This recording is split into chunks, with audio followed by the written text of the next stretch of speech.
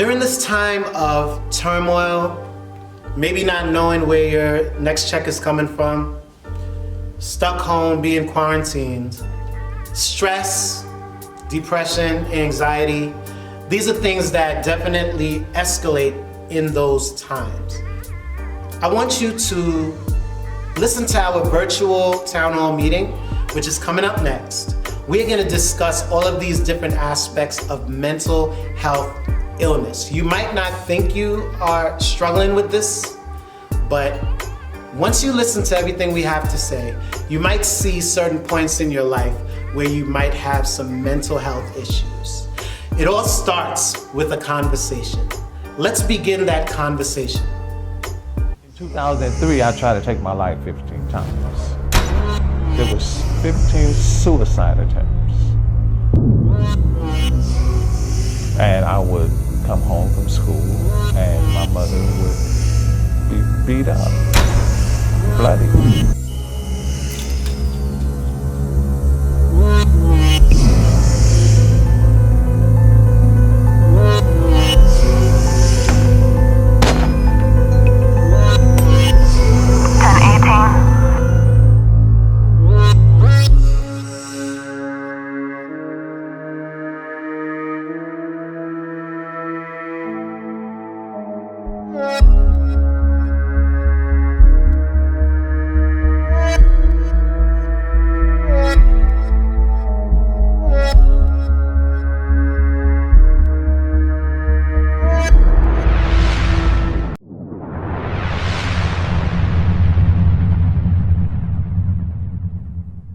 Mental health is not always something that we can easily see with our eyes. It comes from inside and affects our individual thoughts and feelings. Everyone's experiences are different, and each person reflects their own mental state differently. So if you or someone you know feels like you want help staying mentally or physically healthy during this time, please do not hesitate to reach out. You can visit our website at brooklyn-usa.org or call our office at 718-802-3700. The current situation can be complicated and confusing, so know that we are here to help you. We are lucky to have this community and set of panelists that made the time to open a dialogue of this important subject. I also want to thank HealthJox Virtual Festival 2020 for having important resources like these, free and open to all. Mental health is important. Maintaining our own mental health is not always easy, but we can work to support each other as a community to help us all stay mentally healthy.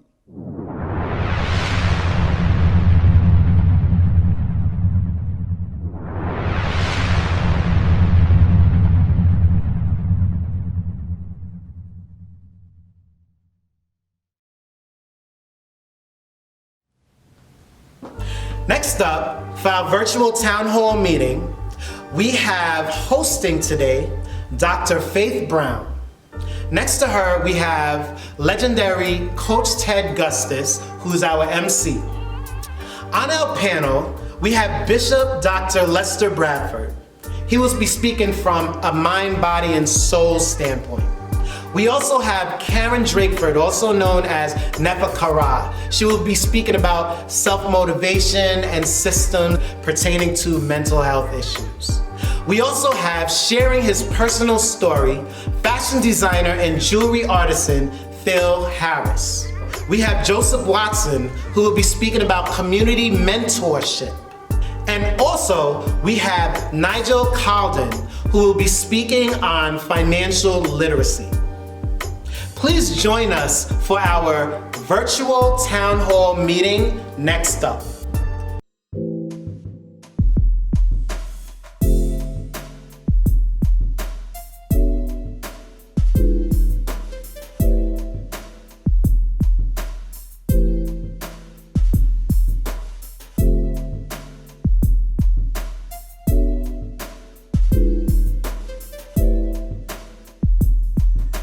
We had an entire day of events, and I started out this morning about 11 o'clock this morning, and we made things happen. with all the kids. Beautiful day. But tonight we're here to talk about something that's very serious, particularly serious in our communities. We don't really get a chance to discuss this. And of course, like Borough President Eric Adams said, we thank HealthJox for bringing this panel on for us. So without further ado, I like the opportunity to Dr. Faith Brown, come on in. Hello, everyone. Doc, Thank you, Coach. How are you? Thank you so well. much. So good to see you. It's great to see you as well. Yeah. So, Doc, here we are now. We getting ready to take on this challenge. How you been doing, first of all, yourself during these times? I know it's been difficult. Yes, listen, we are doing well, doing very well, doing all that we can to make sure that we take care of our mental health, because we know that's the foundation of absolutely everything. So very much like what we'll be discussing today, I do try to participate in as much exercise as I can, try to eat nutritionally, Yes. and, try to get it all in so that we can all do what we need to do to keep everybody upright and healthy. So I'm doing well. How are you? Very well, Good. this after the coronavirus thing, and then now we run into Brother George Floyd getting killed the way he got killed. Incredible. So I can imagine the mindset of all the people, especially our community. So right now, there's some difficult times for some people. Mm-hmm. And I know myself, I lost 22 close friends and relatives to this coronavirus. And so it's difficult. It's difficult for young people and so forth. So this panel tonight is a great opportunity to have a strong discussion, and so that we can try to figure some things out. We want to be solution driven. You don't want to just talk about it. Absolutely. So I'm really, really thankful to you and thankful to HealthJox, for having the vision, right? The vision like 3 years ago to pull together a such thing as, this type of festival. And, the founders we want to thank them for even looking out for this mental health component, right? Looking at the eight dimensions for which they've outlined of wellness: emotional, financial, social, spiritual, occupational, physical, intellectual, and environmental wellness. All of those are key components to making sure that Black and Brown communities remain safe, upright, and that we can advance our agenda, particularly during times like these. Well, I'm looking ready. I'm ready to dive in, and so we could tackle this, because I know we got a tremendous panel here tonight. Yes. So let's get busy with this. It's been a long day, so I'm looking to hear some solutions. Absolutely. Take a deep breath and go. Coach, do you mind if I do one thing first, though? I'd just like to thank all of our viewers who are, tuning into us, via either Instagram Live or Zoom. I'd just like to thank them for tuning in, number one. And then secondly, to invite them to be a part of the conversation. If they have a question, to make sure that they submit their questions. We will have someone who will actually be looking out for those questions. And they can either pose those questions to any individual on the panel or to us collectively during our Q&A session. Excellent. So I'd just like to welcome them, to have them invite family and friends, pull up a chair and join the conversation, as this is one of the most important pieces that we have. Great. All right, so let's get this started. And by the way, this is something new and different for HealthJox. Normally we would have this out in the park, Brooklyn Bridge Park. And but this time we weren't able to do it, so he decided to do a virtual HealthJox. Some great challenges, but thanks to the staff and people here, they were able to pull it off. Absolutely. Absolutely. First of all, again, thanks to everyone and to HealthJox for assembling this distinguished panel, right? So much is going on in our community right now, and I couldn't think of a better time to be dealing, with this message, this type of message that we have. I was once asked, Coach, what is the greatest threat to our mental health? And I responded by saying lack of awareness, right? It's hard to fix something. It's hard to solve something that we can't see. So awareness is so important. Awareness around what is going on with us, both externally and internally, right? What's going on with us spiritually, physically, and emotionally. Just one of the examples we find is that given the state of our economy right now, many of us may sense being stressed financially. We've had, many people have been laid off or furloughed. We saw the numbers out this morning, all-time high for African Americans, standing at 16.8% unemployment. Wow. And undoubtedly for some, that can be quite stressful. And so what we want people to know is that, the effect that stress can have on the body while we can't see it, that negative energy associated with that, right, enters our body and can have catastrophic effects on our biology. Actually, we know that Black and brown people are adversely diagnosed with high blood pressure, diabetes, heart disease. Yeah. All of those are consequences mainly of the stressors.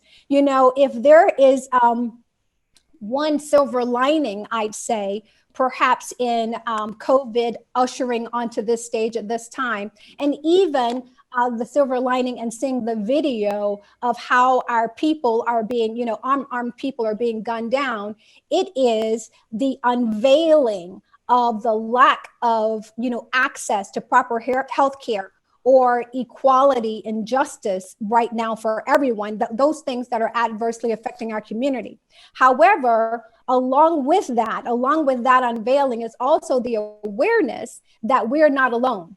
Exactly. We are not alone in this fight. And that's why I'm so happy that HealthJox has assembled, this particular panel to address some of these issues. I just want people to know that there have always been people standing in the gap. And during this time of COVID-19, we have healthcare professionals standing in the gap between us and COVID-19.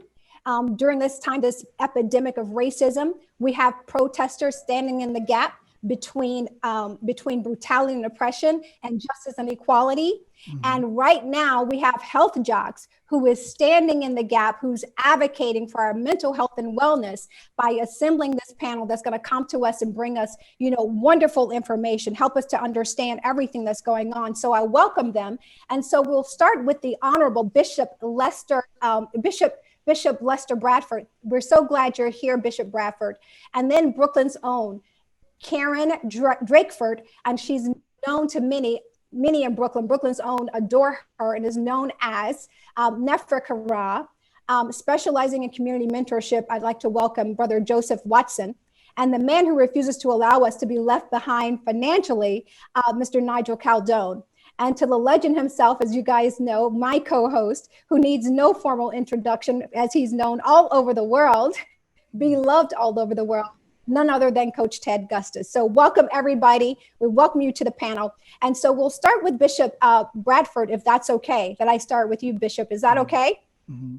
I'm going to just share a little bit while he gets his mic, while he unmutes himself. I'm just going to share a little bit of his bio with you. Bishop Bradford is the founder of the TTN Ministries, which produces the international broadcasted TTN radio show, Standing in the Gap, which is an annual prayer conference. The Enlightener magazine, which is a magazine that documents their missionary work locally and abroad, and a prayer jam, which is the annual gospel concert produced in St. John's, Antigua, and the West Indies. So welcome, Bishop Lester. I wonder if you might share with us what TTN Ministries, how you all are standing in the gap, and what are you doing to help our community breathe right now? Thank you so very much. I am delighted to be here, and I would like to really give a shout out to Dury and HealthJox, the entire committee. You all have done a fantastic job. At least it's going on now, so you're doing a fantastic job. And I would like to say that it is really needed. What's going on right now with HealthJox Festival, it is needed at this time. Yes. Well, the TTN Ministries, it is an international ministries, and we have been on radio for about 30 years now. And what we do, we go to nations And we give out food and clothes and school supplies and all kinds of things, everything that is needed in the home. We give to nations. We go to Nigeria, Zimbabwe, then we go to Central America, Costa Rica, Panama, all of these nations, and in the Caribbean. And also here, we give out food, clothes, and all of these things. And we pray for nations. So we're an intercessional ministry, that we pray for nations also, because it is very important. The Word of God says that the nation who knows God, that it is a blessed nation. And that is why the nation of the United States is such a blessed nation, because we know God. And most of the evangelical ministries in the world come out from the United States of America. So we know God, and God has blessed this country enormously. And it has made it the greatest country in the entire world. Yes. So your work. The things that we're doing, it's an international ministry. And of course, we have our radio program, the TTN Show. Well, if ever we need a word, it is now. That's both, for sure. yeah, Yes, both for the absolutely. physical body and for the spiritual body. If ever we need a word, it is now. So thank you so much. And it was such a pleasure looking and seeing all these young people participating. Absolutely. And I'm hoping that we're going to talk a little bit about that, because it's, it's the young folks' vision, is their vision for a better world, a more equitable world, a more justice world.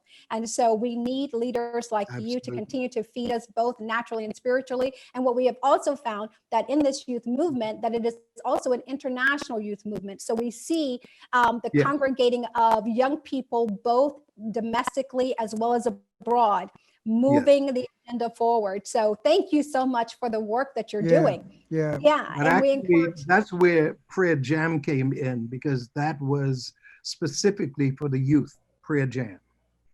It's great to see, I tell you, it's great to see the church going out into the streets, into the communities. That's what the church is supposed to do. And we need you so badly out there with those young people, and go nationally and internationally. Thank you so very much, Bishop. Appreciate you. You're welcome. And I love the young people. Maybe that's why God gave me seven children, four girls and 3 boys. So they keep me young. They keep me going. I know that. I hang out with one of them, and I could imagine. That's Dury, right? And so we'd like to welcome again Nfr Karaa. She is a licensed social worker. What she does is create an empowered you. Karen has been a licensed social worker for over 35 years, and during that time, she has balanced both being a social worker in the New York City public school system, as well as running her holistic private practice. Her practice is called Nfr Limited. Her private practice is a blend of various clinical and alternative techniques that focuses on empowering individuals, couples, families, communities by providing the tools needed to become more in tune with yourself as well as the environment around you. Critical thinking, and here it is again, and awareness is critical to the survival of our families and communities, as well as setting the foundation for the next generation. Welcome, Nfr Karaa. Can you share with us, Nfr, what tools do we need to empower ourselves and our community at this time? Well, actually, it comes down to 2 basic concepts. One of them is knowing thyself. Yes. Because knowing thyself is a concept that's been as ancient as the beginning of time. You see it in all types of spiritual temples, all type of organizations use it. When you look at different type of statues of deep thinkers, they say that. Yes. But it's hidden in plain sight, because people always think, well, you got to get to know yourself. But when you look at it, how much do we really? You know, even down in my days, you know, we'd look at cartoons and shows and not realize subliminally how much we were being trained to think a certain way that would separate us from ourselves.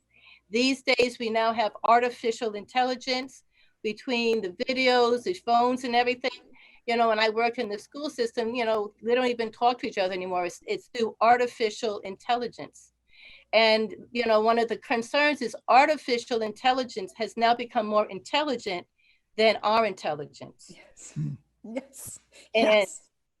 you know, it's, which is not why it's surprising that there's so much confusion these days around what's real and what's not real, because everybody is looking on, you know, depending on the media and everything else for the truth versus the old-fashioned research that we used to do to really find, okay, what's the source of this information? Right. What do I actually think about it? And also coming outside of our own particular box. The other tool has to do with mind, body, and soul. You know, we have a lot of talk around it. You know, we exercise, we go to yoga, we do all these things, but what does it really mean? You know, as I said, when it comes to our mind, how much critical thinking do we really do? How much are we actually taught that? In the school system, you know, I was amazed of how much of it is just following by rote and kind of being programmed. It doesn't matter if it's public school, Catholic school, whatever it is, it's not around using your mind and thinking. I would challenge children all the time, okay, where did you get that thought from? Right. When it comes to the coronavirus, when it comes to all the atrocities that are going on, no matter what side you're on, it's like, have you taken off these glasses and really looked at the reality of things? Have we talked to each other? I remember I went to a private college when I was younger, and it was predominantly white. I was surprised that most of them only knew Black people here in America, and I wasn't like deep down South, that their idea of a Black person was from Good Times. Yes. Yes. And I'm looking at them, they say, you don't smoke pot, or Black people smoke pot. You ain't been, but also I realized that on the opposite side, that I also was guilty of stereotypes, because it's like all other folks. We don't even look at the fact that they're different cultures, different what have you. And during these times, I think it's become a way to take the mask off, that we need to see each other as human beings, not those other people, no matter who we are calling other people. In terms of the body, again, we're having, you know, catchy jingles and stuff. We have a Mac attack, we have a killer burger, we have whatever. You know, if you eat something quote healthy, that's a bad word. We've been taught to shut up our bodies. So instead of, you know, listening to it and tuning in, where is that ache coming from? Where is that depression being triggered from? Where is this cancer coming from? It's like, take 2 of these and shut it up in the morning. Right. Instead of, okay, so that trauma back there is why I keep having this. And, you know, seeing people that are, you know, in different disciplines that are not shutting up the symptoms. Right. But, you know, going back to the origins. You know, I may have a headache, you may have a headache, somebody else may, but for 3 different reasons. But if you just take 2 pills and call me, you know, whatever, you're not going to get to the root of it. Exactly. You know, exercise is important, diet is important, all of these things are, but we have, when we talk about we have pre-existing conditions, we have pre-existing ignorance. It's like if we knew better, we would do better. And so a lot of it is re-educating. I remember in the school system, I would redefine things, you know, instead of it being healthy. One time I had the boys in my middle school fighting over grapefruits, because I said, you have to be mature to eat grapefruits and you're not mature enough. So it went from, I didn't tell them, oh, it was good for you. And it was hysterical. The whole week they did their homework and everything, because we're going to have a mature food, and told the girls, see, you're not mature enough, so that's why you can't have a grapefruit. You know, it's all in how we present. It's all of how we think and what have you. Spiritually, you know, it's always ironic to me. The biggest wars are fought over spirituality, which to me is an oxymoron, because when you're spiritual, it means you're supposed to be in harmony with each other, being humankind, being in harmony with nature, being in harmony with the earth, not blowing up each other, not blowing up the earth and what have you. How is that being spiritually centered and grounded? Right. You know, historically, we have always been trained to be at war with each other by exaggerating differences. instead of coming together around the similarities. With all the different, travels I've had around the world and studying different spiritual systems and cultures and what have you, it's always amazed me how much similarities there are. We're all about family, we're all about, eating and stuff together. We're all about some type of a higher something. We may call it differently, we may go about it a little differently, but it's like same theme, just different variations. And if we were all able to pull back our lens and have a panoramic view, so that as we know thyself, to realize part of knowing thyself, mentally, physically, and spiritually, that all of us are reflections of each other.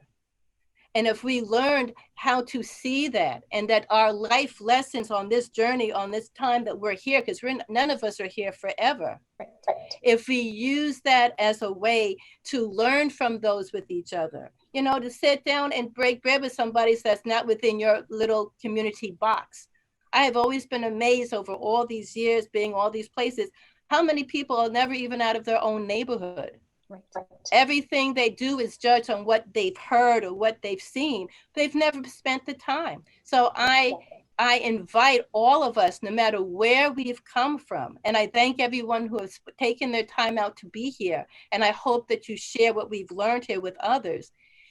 When was the last time you sat down with somebody that didn't look like you and had a conversation and really got to know them? Because in this country, travel is seen as a upper class privilege. I know I was fortunate in high school, I got to be an exchange student. And that's when I learned this should not be a luxury, because once you have spent time in somebody else's culture, living with them, talking with them, living in their world, different money, different language, whatever, it humbles you in a different way to realize your way is not the only way. Exactly. There is no right and wrong. There's just different ways of looking at it. We do that in our own communities. So I just invite all of us to mind, body, and soul, that in getting to know thyself, which is the most powerful tool, it goes all the way back to ancient times. Then they're not talking about the me, they're talking about the collective we. Well, I want to just tell you, I could listen to you all day, so because you're dropping some great science with that, and you're absolutely right. We have to learn ourselves. We have to relearn ourselves, in fact, because we've been told so many different things that are not really true. And once we learn ourselves, I think we can move it on. But yes, Dr. Faith, who we got next? I know. Yes, I just like to mention too, I so identify with what she was saying, because it is knowing yourself. It's the essence. All of those unconscious messages, both, real or imagined or true or not, is those unconscious messages that tend to trip us up. So getting to the origin of those and expanding out, we then have a chance to renew all of those relationships. And after seeing, all of our young people out protesting so prominently this week, having this type of panel is so good, because we get to speak directly to them, to these young people. And hopefully there will be this kind of awareness and awakening moving forward. And to that end, I'd like to welcome Mr. Joseph Watson, and just to tell you a little bit about him. He has 20 years of working within various companies and organizations to develop human capital. Here we are again, developing the young people. Mr. Watson is the founder of the 21st century's most innovative and effective youth and young adult mentoring organization. And it's called Mentorship. That's MENTURN, Mentorship Organizations. With a cornerstone of their services centered on mental health and wellness, the Mentorship Organization's creativity is credited for its integration of mental health and wellness within each of its programs, especially the entrepreneurial and small business development initiatives with over 12,000 group participants. Welcome, Mr. Watson. Thank you so much for being with us today. Welcome. I'd just like to ask you, with all of, the thousands and thousands and thousands of young people that we see out protesting right now, who are advancing, the agenda forward, how important is mentorship in terms of advancing that agenda and preparing, this next generation, because they're setting the stage, for a new era. So how important is it that mentorship takes place, and what is your organization doing to support that? Great question. Can you hear me? Yes. Okay, great. Yeah, so I'm having a little issues with it a little early, but you know what? That's an awesome question. Mentorship, is very critical, especially for the advancement of the next generation. As I look and witness, everything like where we are right now, this uprising, right? There's a quote that comes to mind, and it says that, change, right, will either happen from the top down voluntarily, or from the bottom up by revolution. We are in a revolutionary period right now. And those young men and young women that are out there taking a stand, for what is right and what's just. And again, it is extremely important, for them to be able to have someone that they can talk to and assist and guide them, through, the challenges that they'll be faced with, as we traverse, from one stage in life and also in our society to the next stage. And the mentorship program, as you'd mentioned, a lot of our focus has been on entrepreneurialism and intrapreneurialism. And one of the reasons why we chose those particular areas is because, it was a way for us to speak to the lifestyles of our youth, and actually speak to, their lifestyles without the feel of condemnation, because we focus all of our conversation around their needs and about addressing them and assisting them in reaching their fullest level of potential, right? As I was preparing for, the forum, I was trying to figure out exactly which direction to go in. And, outside of, or not even outside of, but in addition to mentoring, I've actually am a certified alcohol and substance abuse counselor. I am a recovery coach and peer advocate as well. And I'd come across an article, and it was from the Harvard blog, and it was titled "The Tale of Two Epidemics." And it went on to say that COVID-19 and opioid addiction collided, right? Now, those two great epidemics of our generation are intersecting in ways that are additively deadly, and which highlight the urgent ways we must respond to some of the underlying fault lines in our society. Now, people who suffer from the disease of addiction are particularly vulnerable to both catching the coronavirus and also having a more serious disease when they do catch it, if they catch it, and God willing, they won't. Now, there are many reasons for it, and, I say down to, I guess, if we narrow those reasons down, we can kind of categorize them as the social determinants of health. And when I mention social determinants of health, some of the examples are, the availability or inavailability to resources within our communities, access to educational, economic, and also job opportunities, which are scarce, access to healthcare, and the quality of education that, our community receives. Now, before COVID-19, just managing those determinants in normal times, were exhaustive, okay? Now, the fact that there are somewhat 21.5 million Americans who've actually filed for jobless benefits on top of like 10.4 million who filed for the continued pandemic relief, which are part of the government's economic stimulus package. That kind of speaks to the dire need for economic and employment relief during the crisis, which is further exacerbates the impact of those social determinants that I spoke of. So it kind of leads to, people looking for, I guess, a relief, okay? And they're looking for relief in non-traditional and either unhealthy ways in some instances. And, so you have some folks who already suffer from the disease of addiction, and during these times with those determinants exacerbated, they find it more challenging to maintain their sobriety, and those who are suffering from the disease, also find themselves, looking for, assistance, and often find themselves too, in addition to that, like suffering in silence. Okay. And unfortunately, like nobody ever woke up and said, hey, you know what, I want to be the world's best, substance abuser, right? But it doesn't happen in a vacuum. So what I wanted to do today is just kind of focus on what you had mentioned earlier in your speak, when you mentioned about the need for awareness, right?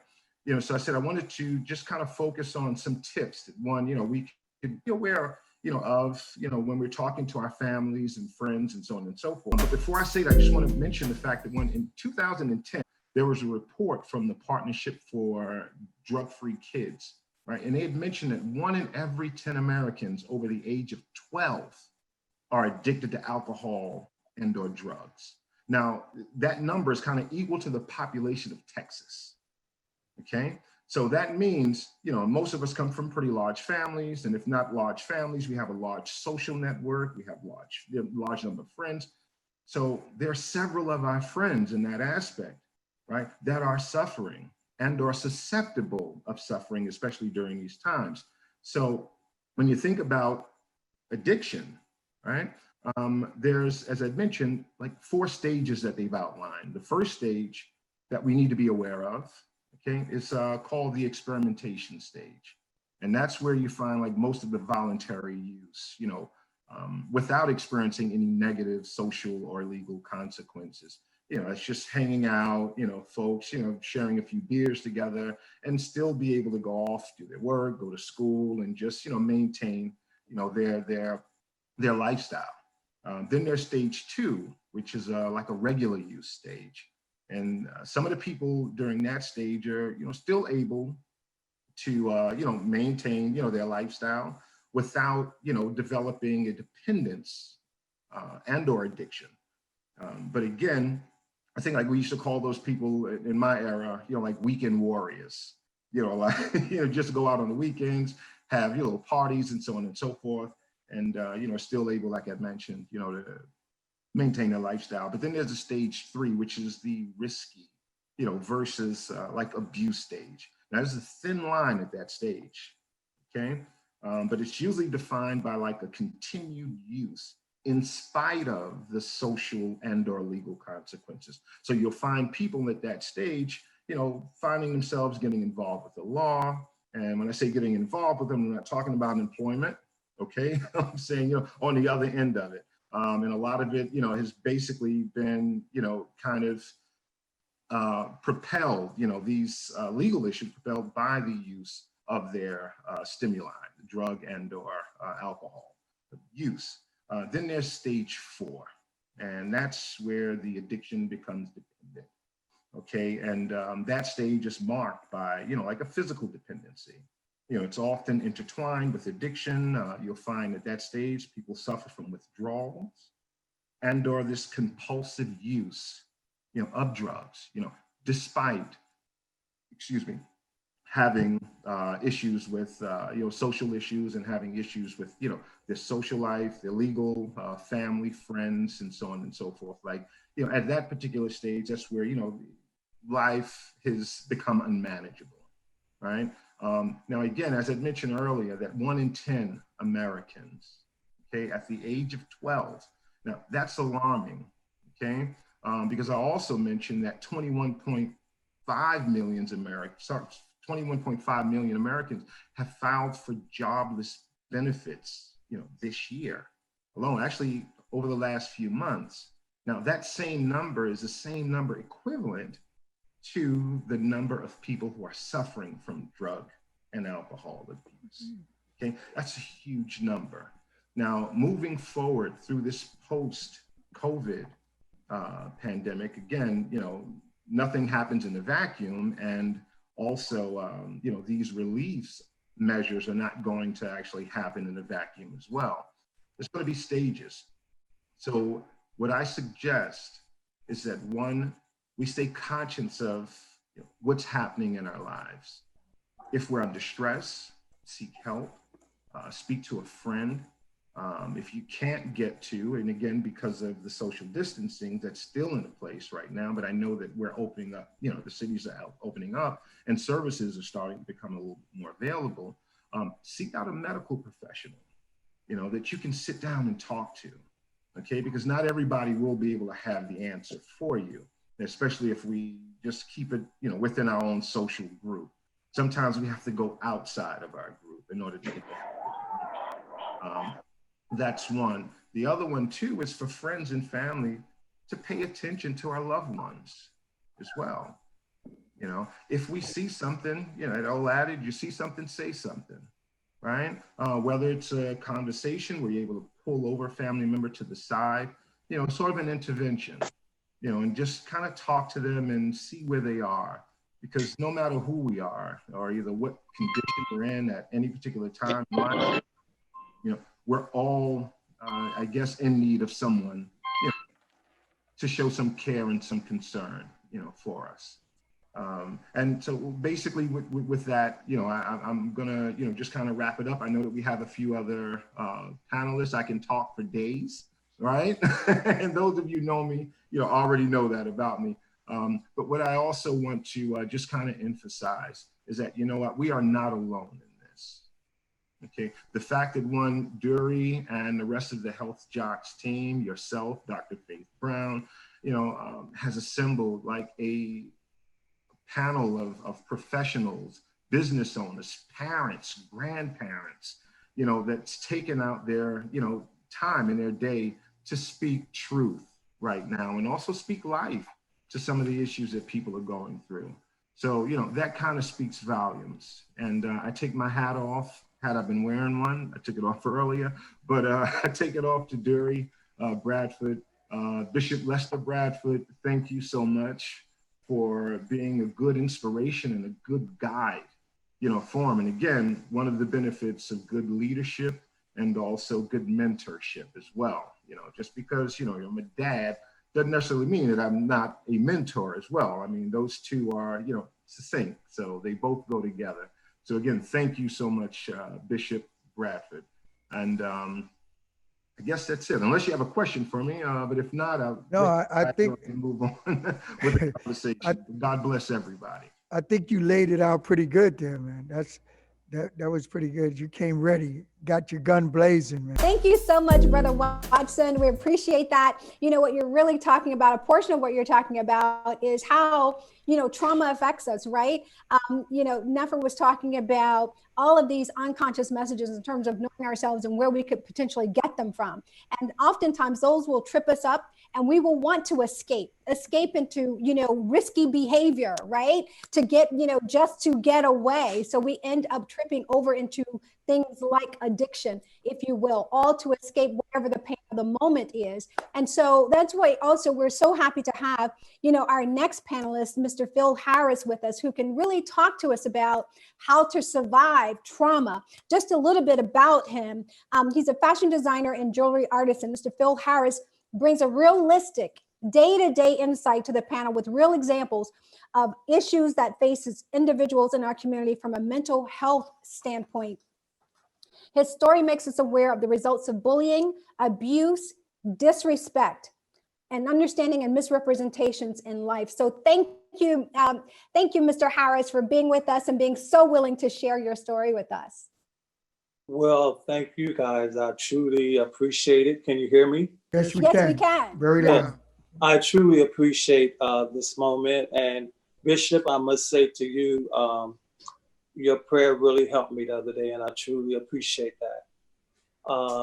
As I was looking at you guys, there was a protest that went right through my street. I'm on 46th and 8th Avenue.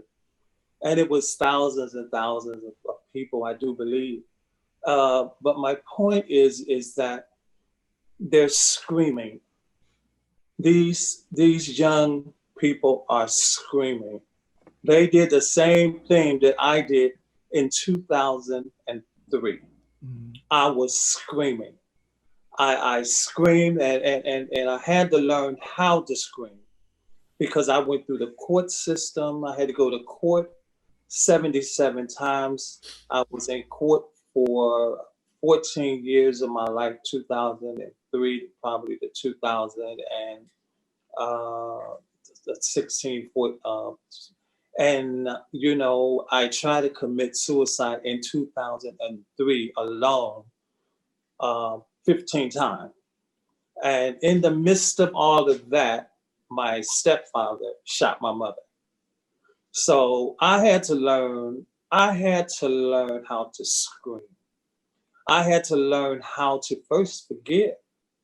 You know, I had to forgive my partner for what he did to me when I came to New York to work for Phyllis Hyman.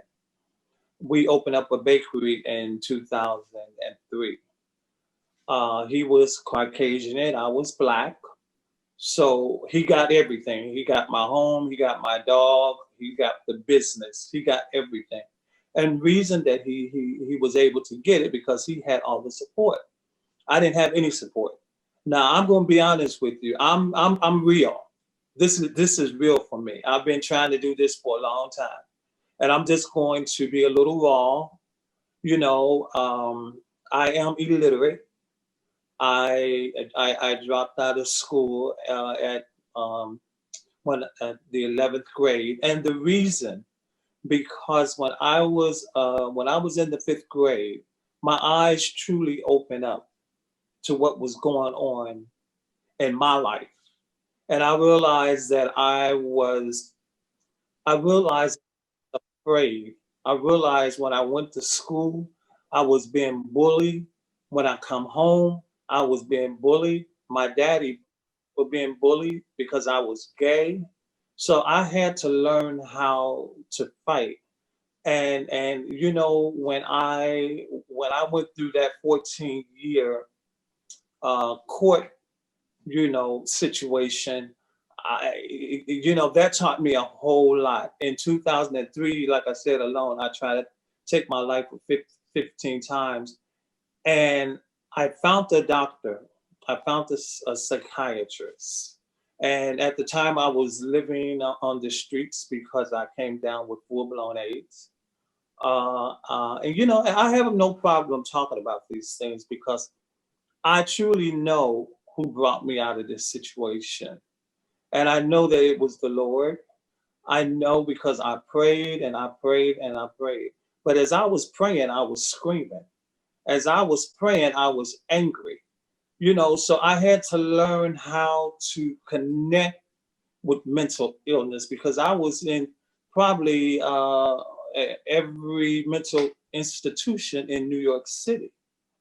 Every time I looked up, I was in a mental institution because I was trying to take my life. I was tired, and sometimes, you know, Phyllis Hyman, I was working with her. She took her life, you know, but I was just tired, and I just had to learn how to be tired. And that's what I did. I learned how to be tired, and through all of that, to make a long story short, because I have a long story, but through all of that, I found myself. Through all of that, I was learned how to be real with me. Mm-hmm. Through all of that, I can share this type of story. Through all of that, I don't care if you like me or not. You understand what I'm saying? Because I have learned to love me. I realized as a kid, the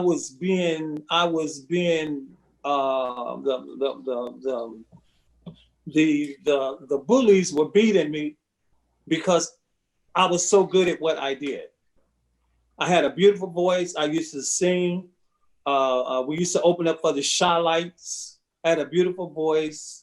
I used to skate very well. I was a great skater.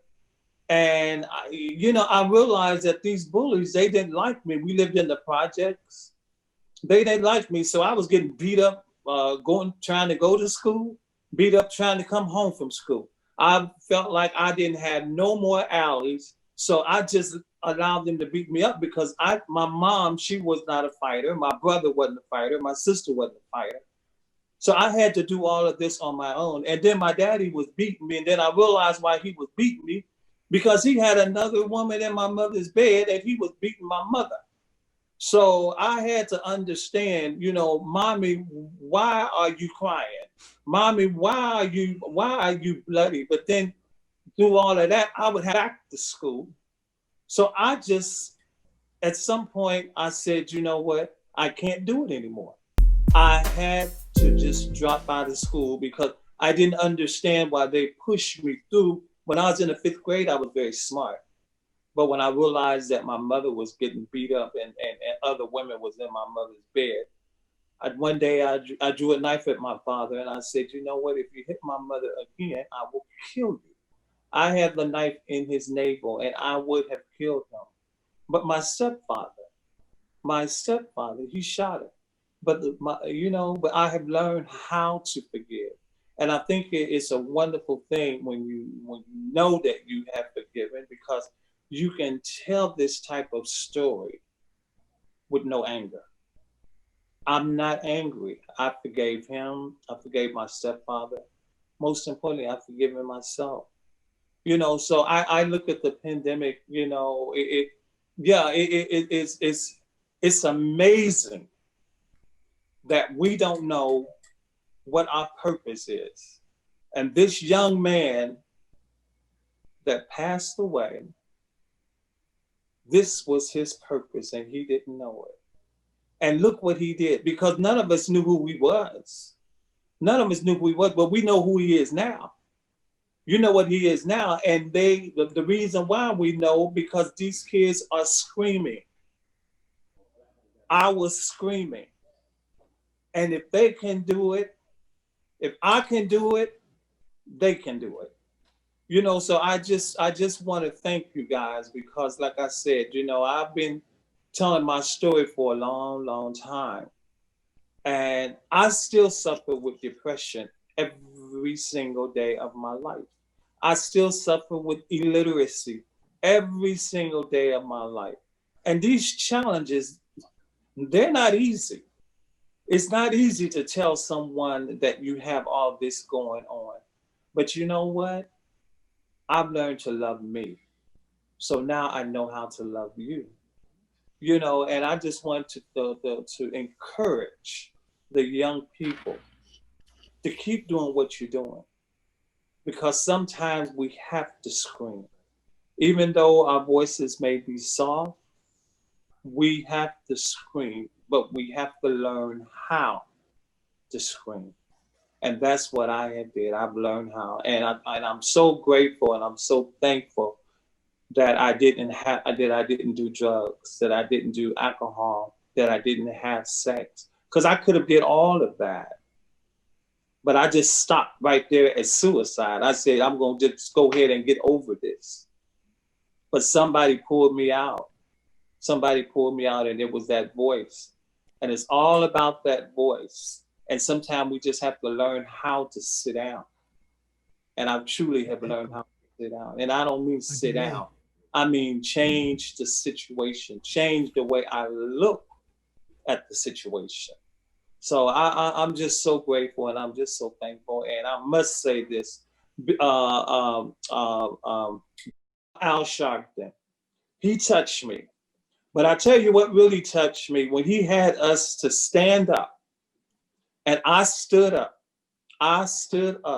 and all of that I saw in him, I saw it. I seen it in myself. It was a moment that we will never, ever forget. Because 9 minutes, when you think about it, that's a long, long time. Mm-hmm.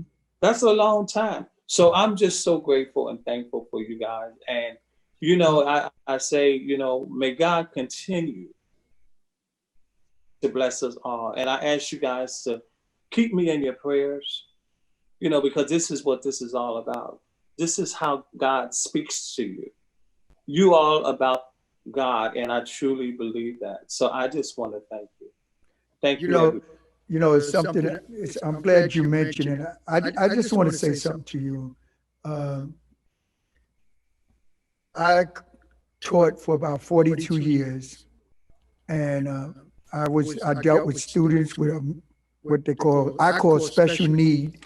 They call special ed student. And you said something about yourself.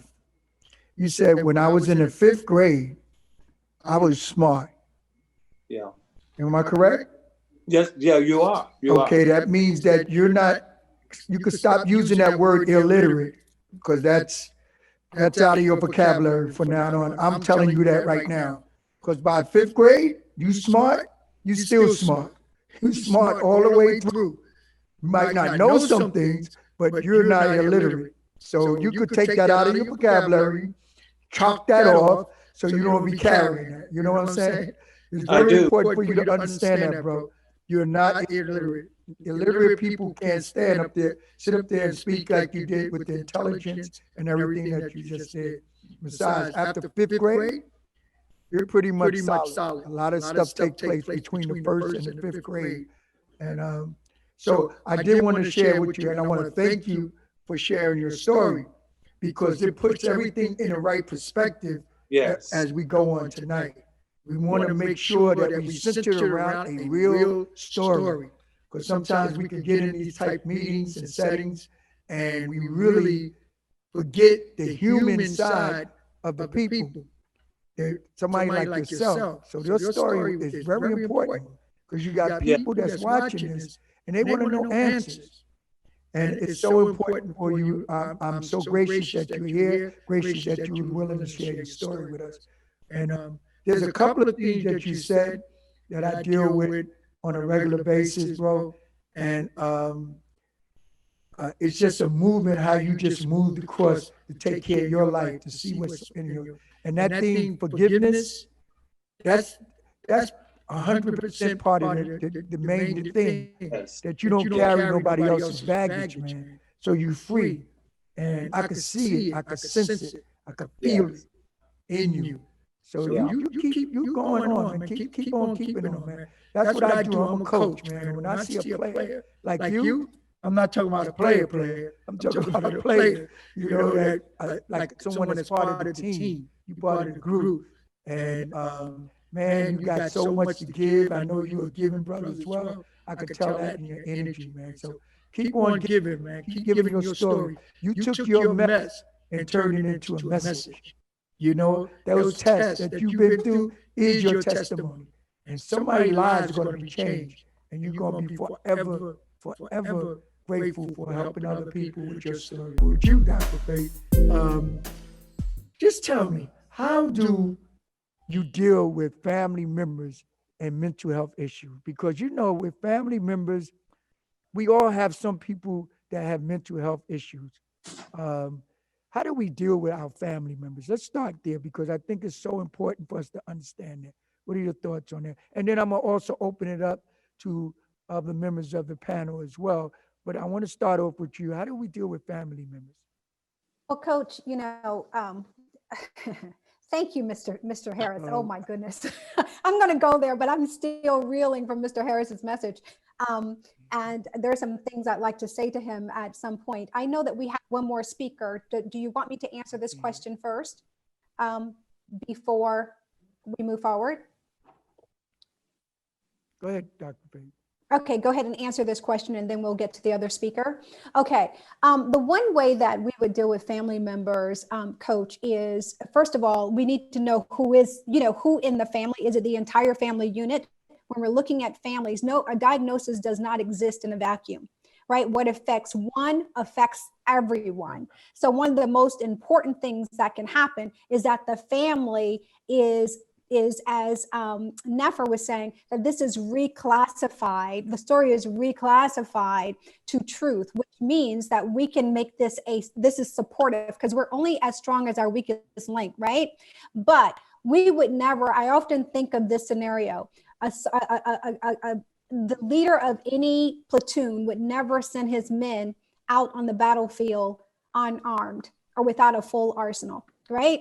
So the one thing that can happen, or the way that we can talk about this, is about how we all come together to support one another, to make sure the arsenal is always full.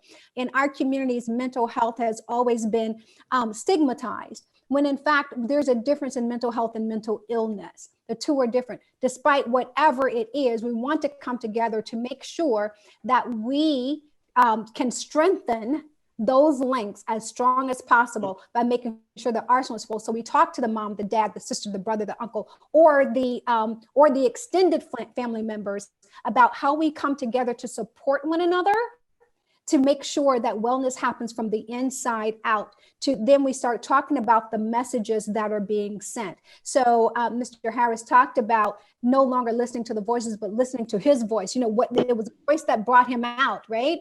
So what are the messages? Wonder where that voice came from. So it had to come from someplace. So when we're talking about the family unit, we start talking about the messages that are incoming, because those are the ones that we begin to believe, and those are the ones we begin to live by. So we address it as a unit. What one person's diagnosis is the whole family's diagnosis. It's not a diagnosis of a person, it's a diagnosis of a family. Hey, Dr. Faith, before we go on, yes, we're missing one other yes. panel, Nigel. Yes. I don't see him on my screen, and I'm like, where's Nigel at? Yes. I was asking him on the sideline, please introduce Nigel. I don't see him up on my screen. So he didn't leave us. Fantastic, fantastic. You know, so much of what we've talked about today has, you know, can weigh very heavily on us financially, right? Not only are we seeing it in terms of unemployment and furloughing, but when it comes to access in the healthcare system, oftentimes we retreat because healthcare, we perceive that mental health is so expensive. You know, I'm not going to see a therapist. I'm not going to see a psychiatrist or a psychologist because it's too expensive. Well, you know, our mental health is the foundation for everything. And thankfully, Mr. Nigel Caldon is going to lead us out of this, because he's not going to let us go at this alone. Let us know. He's not going to leave us out here hanging. So Mr. Caldon was born and raised in Brooklyn, awarded a presidential scholarship to study economics at Hampton University. He then returned to NYC to complete his bachelor's in economics in New York. He worked in credit derivatives at Goldman Sachs and Olane before founding the Street Academy for Financial Literacy, which is a nonprofit serving over 1,000 New York City youths annually. Today, Nigel is the co-founder and COO at Ballstar. Welcome, Nigel. Thank you so much. Thank you so much for all the panelists. Thank you, Dr. Faith, Coach Gus, Dury, Naomi, the whole team that all put this together. I really appreciate it. I know I'm the last panelist. I won't hold you up. You all have been through a full day of just absolute encouragement and building you up, as we need to all have thicker armor in these tough times. As you mentioned, the mental stress and some of the barriers that allow our people to avoid the health system in its most conventional form are things that are just another barrier that we need to overcome. Bob Marley said we ourselves must free our minds, and that's really the first step. You have to believe that you can. No one can do this for you, right? And it's always great to have a support system that helps push you in that right direction. But at the end of the day, the decision is yours, and you have to make that decision every day. Like panelists before me mentioned, it's an everyday struggle, whether it's about our personal lives, our financial lives, our business lives. All of those things are intertwined because they're be controlled by you. And I've got all of this that's going on. I know we're all going through a lot, but the one thing that I always share to people who are starting businesses, who are trying new enterprises, pivoting in their careers, going through any sort of massive change in their life, particularly those with financial implications, the answer is always keep your hands on the steering wheel. No matter how crazy things get around you, and they will get crazy, you've got to steer your way through. Don't ever give up that control to anyone or anything. And I know we're speaking to a lot of young people here today, so I hope you appreciate I didn't wear my three-piece suit today. I want to connect with you. I don't have a haircut because I'm observing social distancing. But at the end of the day, if there's one thing that I could share with you above all else, which in addition to all of the wonderful gems and throughout the course of today, is that if you look around you, literally look around you in your house, outside of your house, on the television, every single thing that you see was invented by someone no smarter than yourself. That's right. Every political structure, every economic structure, every business, every widget, the game of basketball, which I've devoted my life to in innovating on, someone invented it. Someone thought it would be cool if. Someone thought it would be great if I took this in another direction. And a lot of what you young people are hearing today is a generation of folks older than yourself in absolute admiration of what we're seeing out there in the streets, because it takes a level of fearlessness. It takes a level of not knowing what's next and not caring, knowing that something must be done now, and who better than you? If there are 1 million people in the street, don't matter what million people it is, it's 1 million people. But it can't be 1 million without you. That business cannot start without you. You cannot elevate from your circumstance without you. Yeah. So as you seek the appropriate tools which are being resourced to you, which we've all, not so much me, I'm just here to say my spiel, but the folks have put this together to make sure you have the resources, because you're not in this alone. And if you look outside, you're not outside alone. There are people who look like you, people who don't look like you, and you're going to have to be able to navigate how to identify allies. Financial allies, business allies, personal allies, all for the purpose of upliftment. And having panels, platforms such as this that can curate those for you, because the world's a messy place, y'all. One of the things that we envy as an older generation is you have everything at the tip of your fingertips. But you literally have everything at the tip of your fingertips. It would be great if only the good things, the pure things, the things that have good intentions for you and your community were at the tip of your fingers. But there are lies, there's misinformation. So every sword has two sides, and we must be aware of the part that will cut us, and we must wield the side that will feed us. And so let's make that decision every day. And as my charge is to speak about finances, I'm going to keep it in that spirit of seeking opportunity. You can make that desk better than someone made a desk. You can make that bicycle better than someone made a bike.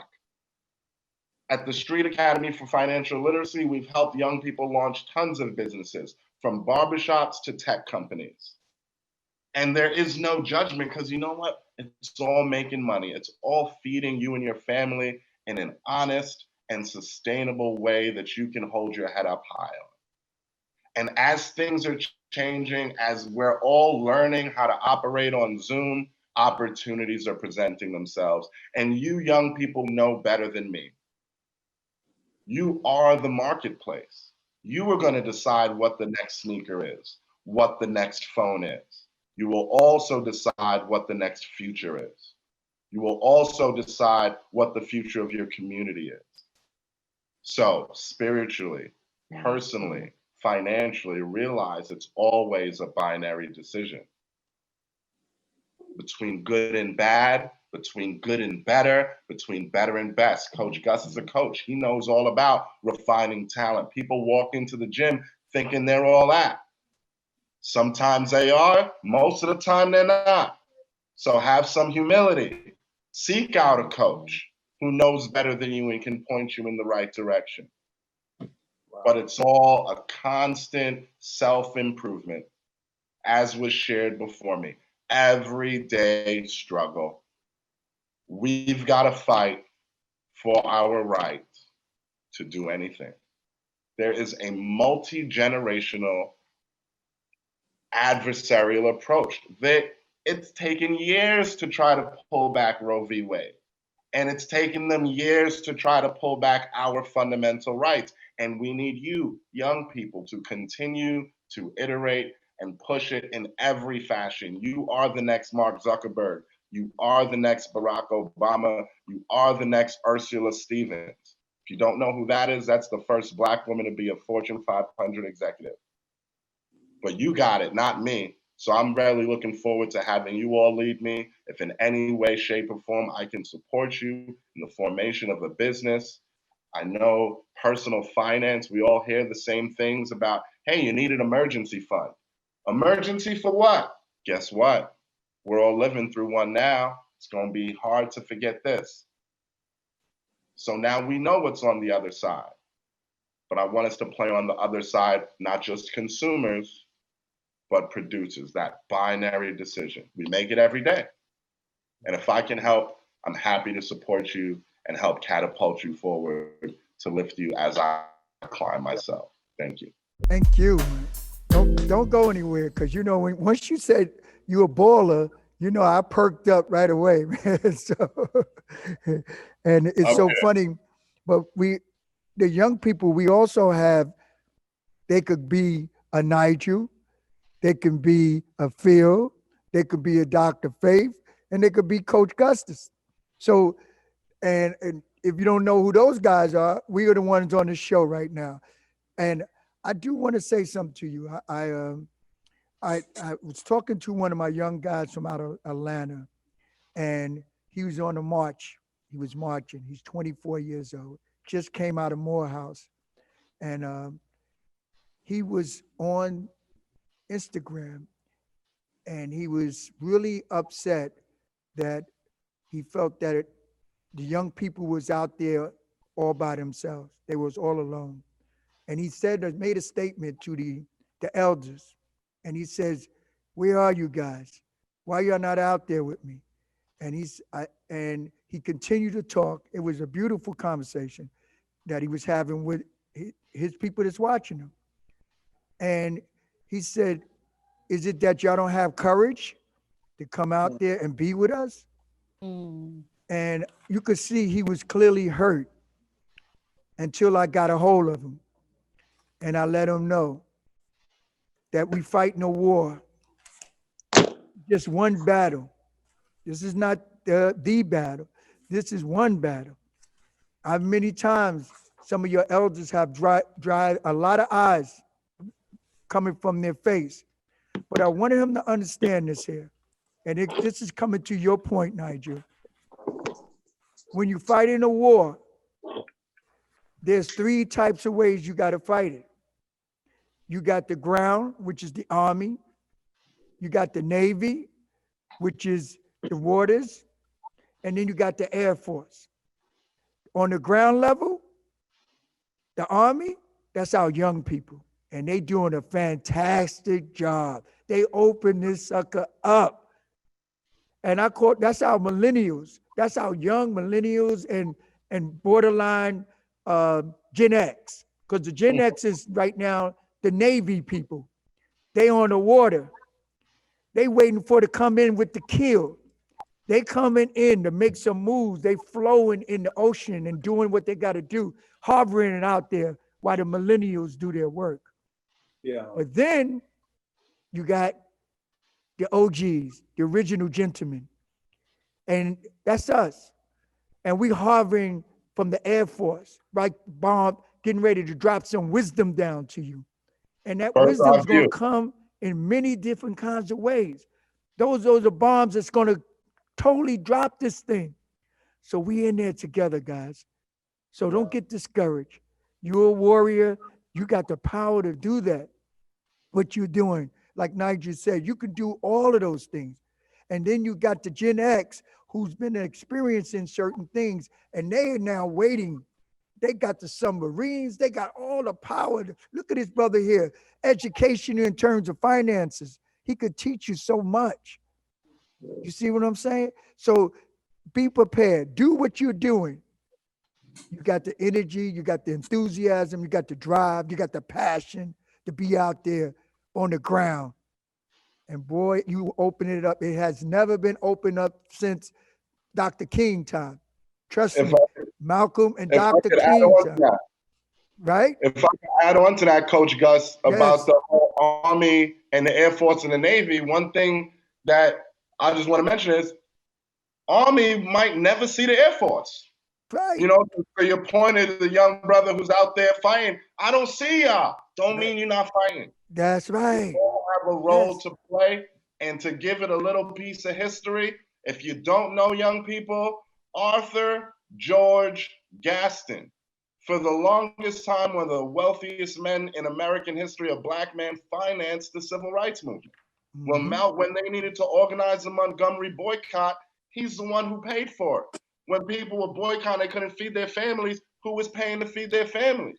He was. Was he out there walking? Sometimes, but not every time. But everybody's got a role to play, just like they do on the court, just like they do in a war. But the idea is we are a team and must stay unified towards a common goal. Beautiful, man, beautiful. Hey, I got to take us to some questions, man.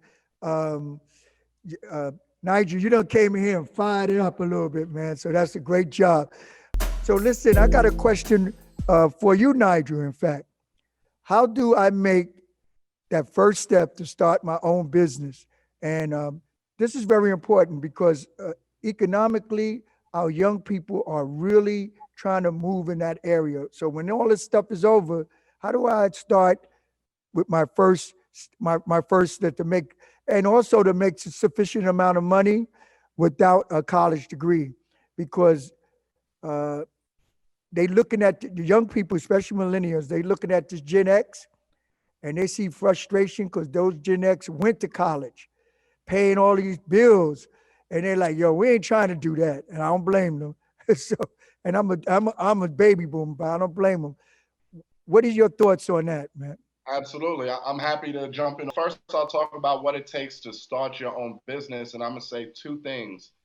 One of them is money. If you don't have money, that's all good. Get to started on the plan. And Coach Gus mentioned, hey, what happens when things start to open up? Well, you don't gotta wait till things open up. If you know how to cut hair, you can make lemonade. You can sweep people's stew. You could go on all the businesses on Flatbush Avenue and say, I'm gonna wipe your windows for X amount of dollars every day and get your little hustle like that. So first identify what is it that I'm trying to do? What can I bring value to my community, right? Because no one understands your block better than you. What do they need on your block? They need somebody to shovel. What's missing? Find that. How can I deliver that? And then connect who's going to pay you to do that. And maybe they don't pay you the first time. Maybe you got to do one business for free to build a reputation for the other businesses. But business is about strategizing and connecting with people. So in this time when nothing's happening, whatever that business is, you become an expert in that business, right? You should know everything because like we said, it's all at the tip of your fingers, right? You can go be an expert on everything and bring that to fruition.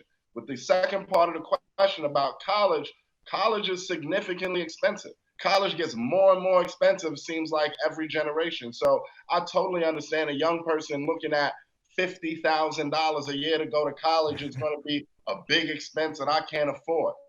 Well, I'm going to tell you two things. Well, number one, the world is changing. The world that I grew up in couldn't have no tattoos. You had to dress a certain way. Now the biggest companies that people want to work for, they don't care if you got a tattoo. And you can wear jeans and a t-shirt every day. So further to that point, the world's changing. Right now, Google has changed their official policy to say, you don't need a college degree to work here. So what do you need? You need experience. You should learn. If you don't know what to do right now, what's going to make you $200,000 a year, let me say it again, what's going to make you $200,000 a year is if you learn how to code. You can go to Code Academy. You can go to a bunch of resources, Khan Academy, Code Academy, Black Girls Code, all sorts of resources where you can learn how to code, build a website, build an app from scratch, work with your city council person to get your resume together, and you can start charging a play. It changed my life personally when I was able to get a developer on the team for Ball Star, because up until that point, I was paying someone to do it all. And whatever you don't learn, you're going to end up paying someone to do. So college isn't all bad because it's a great place to learn. It's a great place to learn from other people, what they're looking to get out of college, and grow your network because, again, knowing people's important. College is a great place for that. But you got to decide. This is an adult decision, right? What's going to be my plan? What's the best place to get there? And those are two great options, with or without college. Thank you. Thank you. Hey, we got a question from the audience, all right? I believe this is Ms. Bartos. She's a volunteer with the Community Change Action. She wanted to know, well, she made a statement first. She said, we are following up with everyone who RSVP'd for our town hall with Stacey Abrams. There's so much happening right now with the COVID-19. And so they're making things meet. They try to make all the ends meet, all these senseless violence acts with Judge Flood, as well as the police brutality and all those things that are taking place. We know times are tough, she says. But she asking a question, how are you feeling about being a voter in the upcoming election? How do we encourage our young people to vote in the upcoming election? Phil, what is your thoughts on voting? Well, I think it's very, very important, and especially today. I think it's a wonderful thing that we have the young people that want to vote, and they're showing us that they want to vote. They're showing us that they want change, and I truly believe that that's what this is all about. This is all about change. And again, I thank them for even marching in front of my house. It's a wonderful thing to see that. But I think what's very important is that it's not a Black thing. It's America. We're all about America. This is America. And when I looked out my window and I saw Asians, I saw Caucasians, I saw Black, I saw white. It's just something that needs to happen. And I think it's very, very simple what needs to happen. And that is change. And a change is coming. And I truly believe that these young kids, they're tired now. They are tired.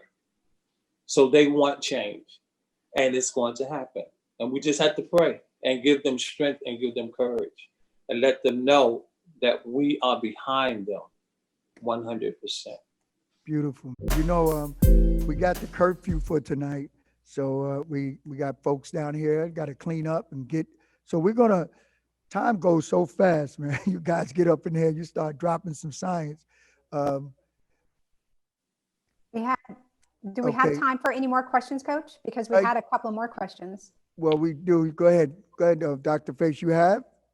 Yeah, there was a question from Carol, actually. She was saying, realizing that there's a need for healing in our community, particularly given everything that is going on and so many things that have been buried deep, deep, dark secrets from long ago. She's wanting to know from the panel, from perhaps each of us, if we're now willing to love people for who they are and where they are, so that healing can truly take place.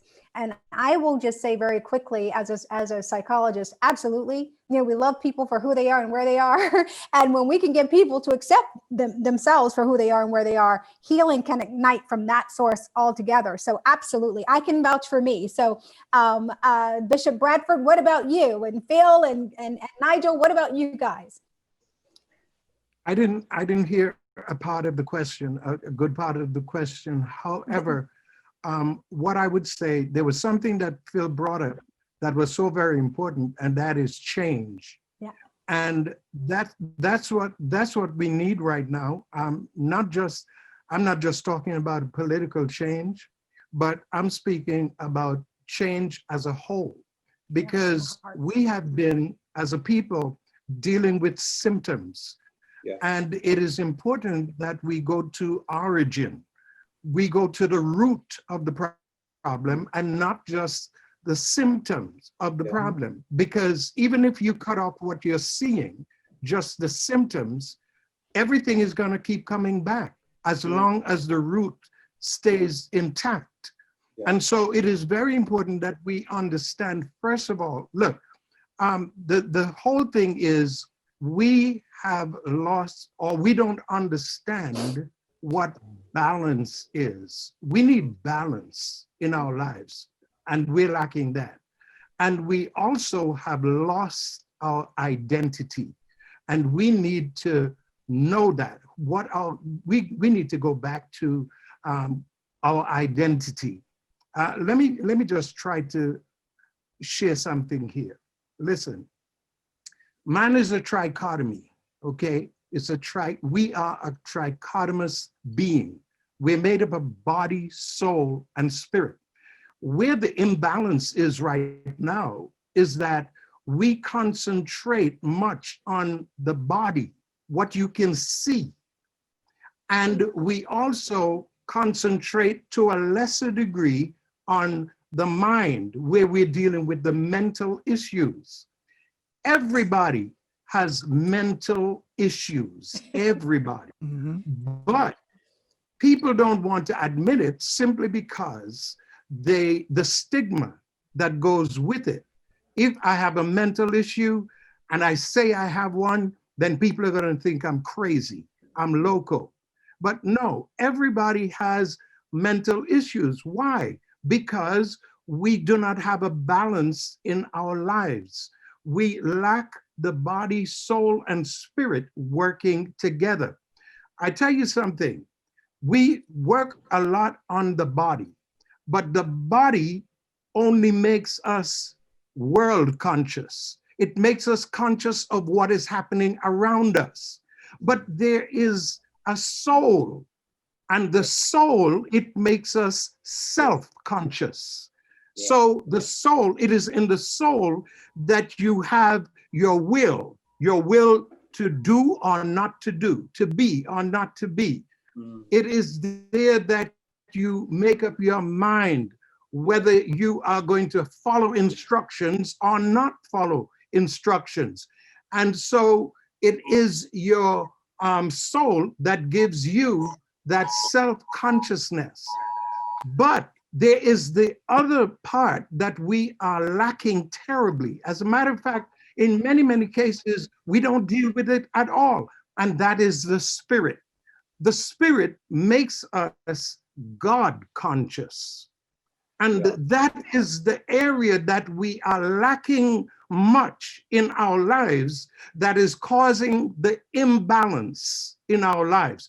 We need to be functioning, we need to be operating on body, soul, and spirit equally, because we are made up that way.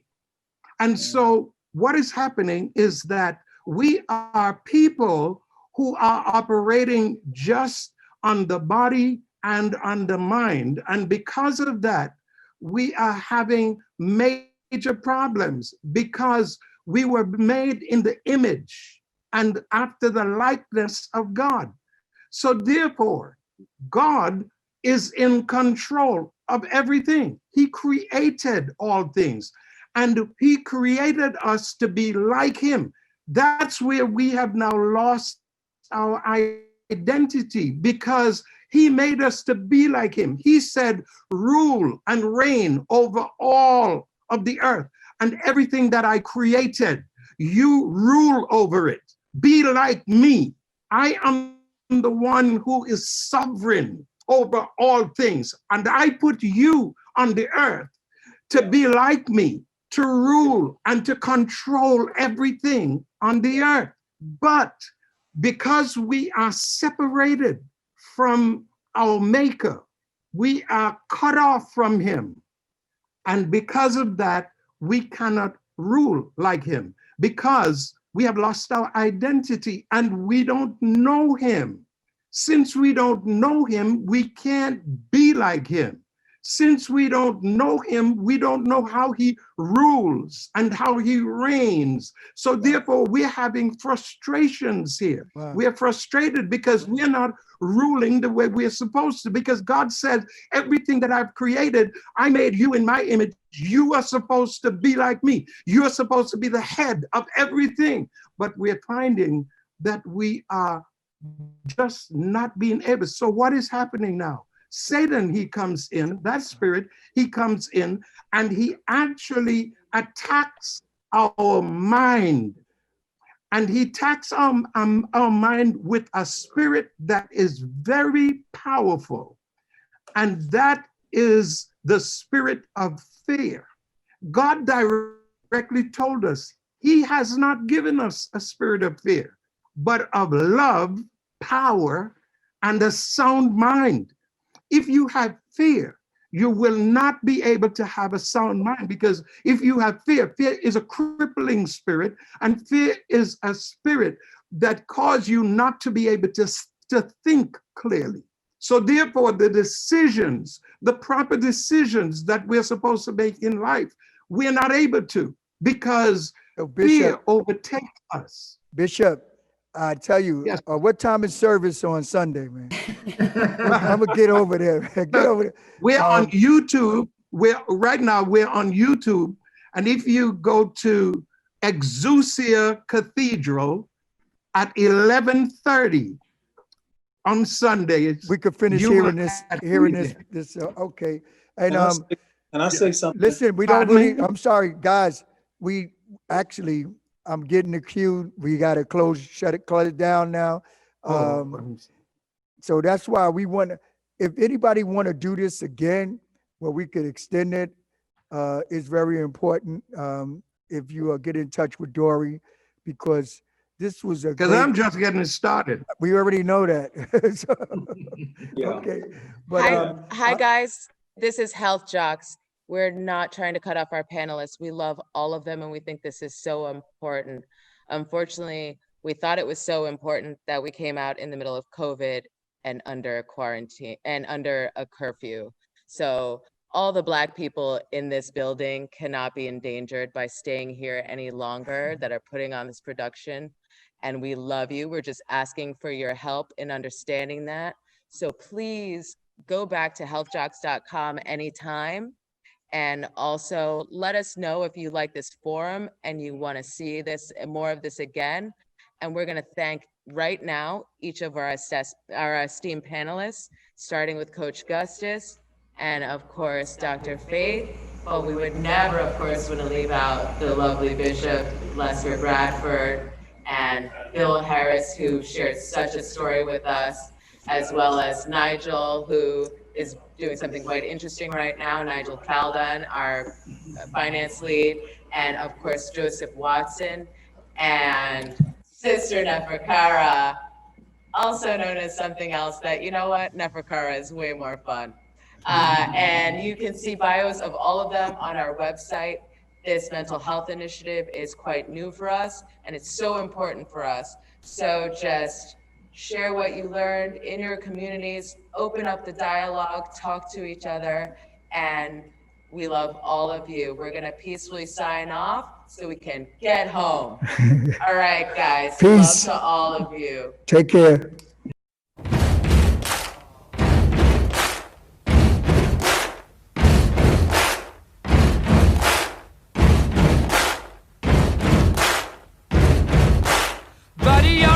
Make a big noise playing in the street, gonna be a big man someday. You got mud on your face, you big disgrace, kicking your can all over the place, singing, we will rock you. We will rock you. Buddy, you're a young man, hard man, shouting in the street, gonna take on the world someday. You got blood on your face, a big disgrace, waving your banner all over the place. We will rock you. Sing it out. We will rock you. Buddy, you're an old man, poor man, pleading with your eyes, gonna make you zombie someday. You got mud on your face, big disgrace. Somebody better put your bag into your place. We will rock you. We will rock you. Buddy, you're a young man, hard man, shouting in the street, gonna take on the world someday. You got blood on your face, a big disgrace, waving your banner all over the place. We will rock you. Sing it.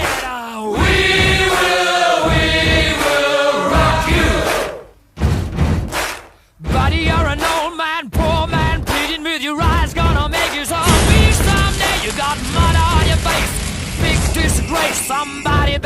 your bag into your